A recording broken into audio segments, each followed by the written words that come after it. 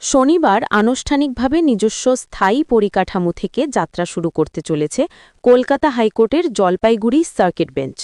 এই ঐতিহাসিক উদ্বোধনী অনুষ্ঠানে যোগ দিতে উত্তরের প্রাচীন শহর জলপাইগুড়িতে উপস্থিত হয়েছিলেন কেন্দ্রীয় আইনমন্ত্রী অর্জুন রাম মেঘওয়াল।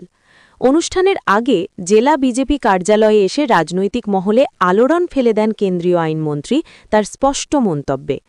জলপাইগুড়িতে সার্কিট বেঞ্চ স্থাপনকে ঘিরে রাজ্যের শাসক দল তৃণমূল কংগ্রেস দীর্ঘদিন ধরেই দাবি করে আসছে তাদের উদ্যোগ ও প্রচেষ্টার ফলেই এই বেঞ্চ বাস্তবায়িত হয়েছে। কিন্তু সেই দাবিকে কার্যত নস্যাৎ করে কেন্দ্রীয় আইনমন্ত্রী অর্জুন রাম মেঘওয়াল বলেন, এই সার্কিট বেঞ্চ স্থাপনে তৃণমূল কংগ্রেসের কোনো কৃতিত্ব নেই। তার বক্তব্যে জলপাইগুড়ি ও উত্তরবঙ্গের সাধারণ মানুষের দীর্ঘদিনের আন্দোলন এবং কেন্দ্রীয় ক্যাবিনেটে এই বিষয়ে চূড়ান্ত সিদ্ধান্ত নেওয়ার পরই সার্কিট বেঞ্চ স্থাপন সম্ভব হয়েছে। মন্ত্রী আরও বলেন, এই সত্য রাজ্যের শাসক দলের নেতানেত্রীরাও ভালো করেই জানেন।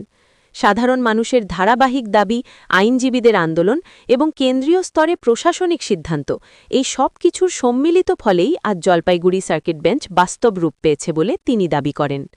উল্লেখ্য, সার্কিট বেঞ্চের স্থায়ী ভবন উদ্বোধনের মাধ্যমে কোচবিহার, জলপাইগুড়ি, আলিপুরদুয়ার, কালিম্পং ও দার্জিলিং জেলার মানুষ বিচার ব্যবস্থার আরও কাছাকাছি আসবেন বলে আশা করা হচ্ছে।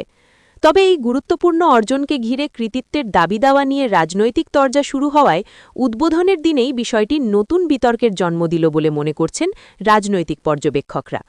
तृणमूल यहाँ पर बता रहा है कि तृणमूल देखिए, यहाँ की जनता ने और हमारे जो बार एसोसिएशन के लोग हैं, हमारा लीगल वेटरनरी से जुड़े हुए लोग हैं, उन्होंने एक लंबा आंदोलन किया और उसके बाद यूनियन गवर्नमेंट ने, भारत सरकार एक निर्णय किया कैबिनेट में, वो सब ऑन रिकॉर्ड है। टीएमसी के लोगों को वो निर्णय देखना चाहिए। 6 फरवरी 2019 का वो निर्णय कैबिनेट का जलपाईगुड़ी में सर्किट बेंच में कैबिनेट का डिसीजन है।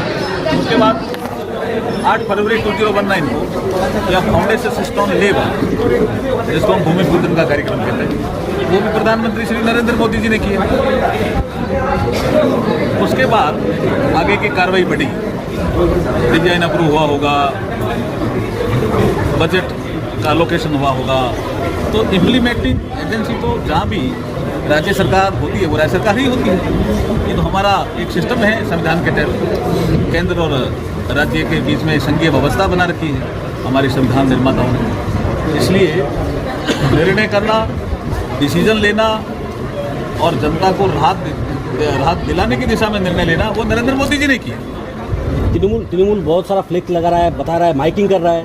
देखिए, ये तो कई ऐसी योजनाएं हैं जिसमें हम पैसा भी देते हैं, फिर भी वो कहते हैं ये तो ममता जी का बजट, उसका क्या करें, वो तो जनता अभी सबक सिखाएगी इन सब चीज़ों के लिए। चुनाव